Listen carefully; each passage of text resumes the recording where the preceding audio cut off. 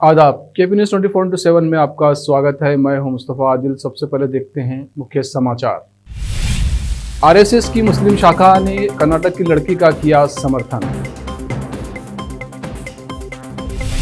जब मुस्लिम बहनें मोदी की तारीफ करने लगीं तो वोट के ठेकेदारों को पेट में दर्द होने लगा। विरोधियों पर बरसे पीएम मोदी। राहुल गांधी का पीएम मोदी पर हमला, कहा मुझ पर नहीं चलता ईडी व सीबीआई का दबाव। उत्तर प्रदेश चुनाव में लकवाग्रस्त शख्स ने दिखाया गजब का उत्साह, स्टेशन पर बूथ पहुंचकर डाला वोट। हमें खत्म होना होता तो ये पिछले 1000 सालों में हो जाते, हैदराबाद में बोले आरएसएस प्रमुख मोहन भागवत।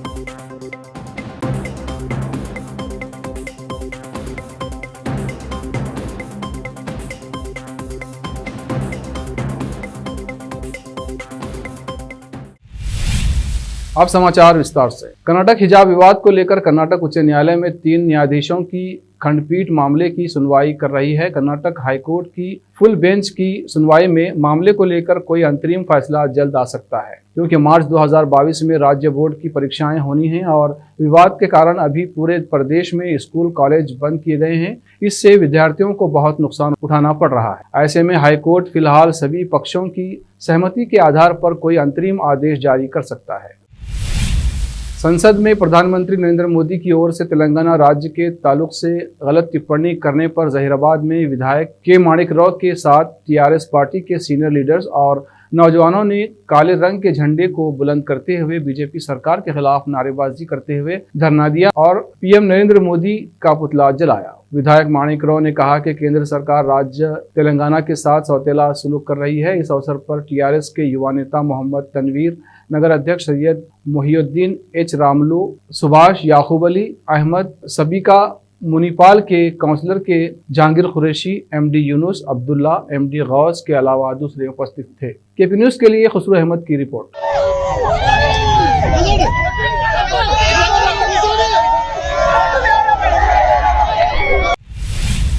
जहीराबाद के प्राचीन अंजुमन कब्रिस्तान की बाउंड्री वाल को तोड़ा गया। 9 फरवरी की सुबह को किसी नामालूम लोगों ने चारदीवारी को ध्वस्त कर दिया और वो वहां से फरार हो गए। ये खबर सामने आने पर जहीराबाद के मुसलमानों ने इसकी सूचना जहीराबाद टाउन पुलिस श्रीकांत को दी। श्रीकांत ने कब्रिस्तान पहुंचकर ध्वस्त दीवार का जायजा लिया और जानकारी हासिल की। जहीराबाद मुस्लिमों की जानिब से श्रीकांत से जल्द इस तरह की हरकत करने वालों के खिलाफ कानूनी कार्रवाई करने का मुतालबा किया गया। केपी न्यूज़ के लिए खुसरो अहमद की रिपोर्ट।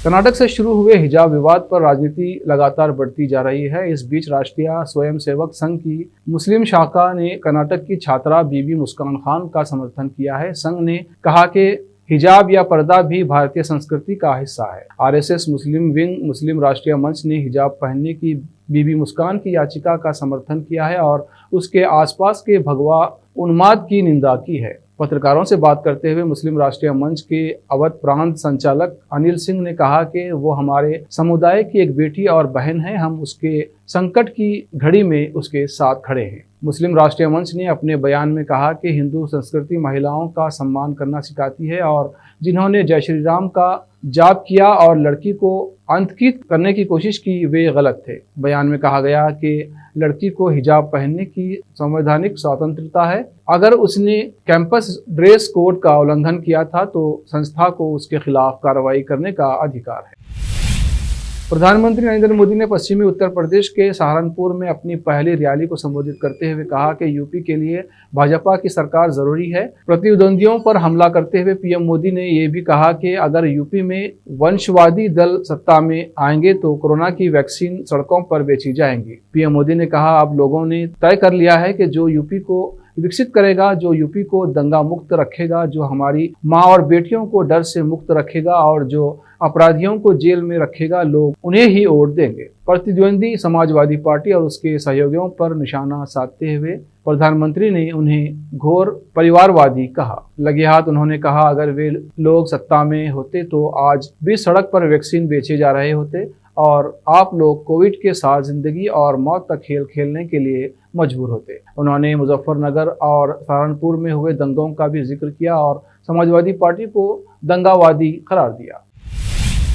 उत्तराखंड में एक चरण में सभी 70 विधानसभा सीटों पर 14 फरवरी को मतदान होना है। इसके नतीजे 10 मार्च को आएंगे। ऐसे में वहां चुनाव प्रचार जोरों पर है। राजनीतिक दल एक दूसरे पर जोरदार हमला कर रहे हैं। दिल्ली से भी बड़े बड़े नेता चुनाव प्रचार को लेकर पहाड़ी राज्य में पहुंच रहे हैं। इसी कड़ी में कांग्रेस नेता राहुल गांधी भी चुनाव प्रचार के लिए हरिद्वार पहुंचे थे। हरिद्वार जिले के मंगलौर में कांग्रेस प्रत्याशी काजी निजामुद्दीन के पक्ष में एक चुनावी सभा को संबोधित करते हुए गांधी ने कहा कि प्रधानमंत्री ने एक साक्षात्कार में कहा था कि राहुल सुनता नहीं है। उन्होंने कहा कि इस लाइन का मतलब आपको मैं बताता हूं। इसका मतलब है कि राहुल पर ईडी और सीबीआई का दबाव नहीं चलता है। हिंदुस्तान के हर कोने में हम हैं मौजूद। 24 घंटे हालात पर गहरी नजर, खबरों से जुड़े चुपते सवालात और आपको दिखाता है धार्मिक, सामाजिक, राजनीतिक, लोकल और इंटरनेशनल न्यूज की सबसे बेहतर कवरेज जो आपको रखती है हर पल बाखबर। देश और दुनिया भर की खबर के लिए देखते रहें KP news 24/7। Noor education trust Bidar की ओर से चलाए जाने वाला Noor MEd college Bidar, recognised by NCTE Delhi and affiliated to Gulbarga university Gulbarga. Admission are open for the academic year 2021-22। विशेषज्ञ और सक्षम शिक्षकों द्वारा शिक्षा प्राप्त करने के लिए नूर एमएड कॉलेज में दाखिला लें और शांत वातावरण में शिक्षा प्राप्त करें। बीदर शहर में बेहतर शिक्षा का एकमात्र केंद्र Noor MEd college, Shahpur gate, Bidar. Phone numbers 9945283920, 8482221297। Break के बाद फिर एक बार आपका स्वागत है। आइए देखते हैं आगे के समाचार। उत्तर प्रदेश में इस बार विधानसभा चुनाव में जीत दर्ज करने के मकसद से इन दिनों कांग्रेस महासचिव प्रियंका गांधी शहर शहर जाकर जनसंपर्क कर रही हैं। इस दौरान आज प्रियंका रामपुर पहुंची, जहां उन्होंने अपनी पार्टी के प्रत्याशी के समर्थन में डोर टू डोर कैंपेनिंग की और वोट मांगे। इस दौरान उन्हें लोगों से कहते सुना गया कि इस बार वोट रोटी और रोजगार के मुद्दे पर ही दें। यही नहीं, अपने इस दौरे के दौरान प्रियंका गांधी ने छोटे व्यापारियों और दुकानदारों से भी बातचीत की। प्रियंका ने दुकानदारों को अपनी पार्टी के घोषणा पत्र की घोषणाएं भी समझाएं। उत्तर प्रदेश विधानसभा चुनाव के पहले चरण के लिए आज पश्चिमी यूपी की 58 विधानसभा सीटों पर वोट डाले जा रहे हैं। वोटिंग को लेकर लोगों के बीच उत्साह देखने को मिला है। राज्य की हापुड़ विधानसभा सीट पर जहीर खान ने एम्बुलेंस से पोलिंग सेंटर पर पहुंचकर वोट डाला। जहीर की रीढ़ की हड्डी पिछले 15 वर्ष से क्षतिग्रस्त है, इस कारण वे लकवाग्रस्त हैं। वोटिंग को लेकर उनके उत्साह के कारण परिवारजन उन्हें लेकर पोलिंग बूथ पहुंचे। जहीर जैसे ही मतदान केंद्र पहुंचे, उन्हें स्ट्रेचर के जरिए अंदर ले जाया गया, फिर उन्होंने वोट डाला। राष्ट्रीय स्वयंसेवक संघ प्रमुख मोहन भागवत भक्त संत श्री रामानुजाचार्य के जन्मदिन समारोह में शामिल होने के लिए हैदराबाद पहुंचे। इस अवसर पर उन्होंने कहा कि व्यक्तिगत हित पर राष्ट्र हित को हमेशा प्राथमिकता दी जानी चाहिए। साथ ही उन्होंने कहा कि अंदरूनी लड़ाई से बचना चाहिए। इस मौके पर मध्य प्रदेश के मुख्यमंत्री शिवराज सिंह चौहान भी उनके साथ मौजूद थे। उन्होंने कहा, हमारी क्षमता ऐसी है कि किसी में भी हमारे खिलाफ खड़े होने की ताकत नहीं है। उन्होंने हमें खत्म करने की बहुत कोशिश की, लेकिन कोई फायदा नहीं हुआ। संघ प्रमुख ने कहा, अगर हमें खत्म होना होता तो ये पिछले 1000 वर्षों में होता। हमारा 5000 साल पुराना सनातन धर्म अभी भी जीवित है।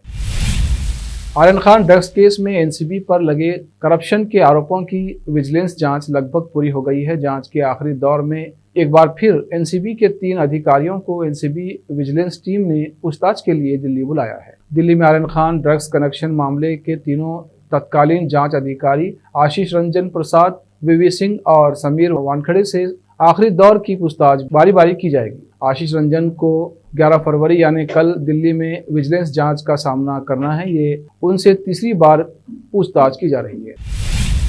लता मंगेशकर की अस्थियां गुरुवार को नासिक के रामकुंड में विसर्जित कर दी गई। करीब 8 दशक तक देश की 5 पीढ़ियों में सुरों की मिठास घोलने वाली लता दी 6 फरवरी को 92 साल की उम्र में दुनिया को अलविदा कह गई। लता दी की फैमिली ने गोदावरी घाट पर उनकी अस्थियों को प्रवाहित किया। भतीजे आदिनाथ ने धार्मिक रीति रिवाज से अस्थि कलश नदी में प्रवाहित कर दिया। आखिर में फिर एक बार देखते हैं मुख्य समाचार। आरएसएस की मुस्लिम शाखा ने कर्नाटक की लड़की का किया समर्थन। जब मुस्लिम बहनें मोदी की तारीफ करने लगी तो ओट के ठेकेदारों को पेट में दर्द होने लगा। विरोधियों पर बरसे पीएम मोदी। राहुल गांधी का पीएम मोदी पर हमला, कहा मुझ पर नहीं चलता ईडी व सीबीआई का दबाव। उत्तर प्रदेश चुनाव में लकवाग्रस्त शख्स ने दिखाया गजब का उत्साह, स्टेशन पर बूथ पहुंचकर डाला वोट। हमें खत्म होना होता तो ये पिछले 1000 सालों में हो जाते, हैदराबाद में बोले आरएसएस प्रमुख मोहन भागवत।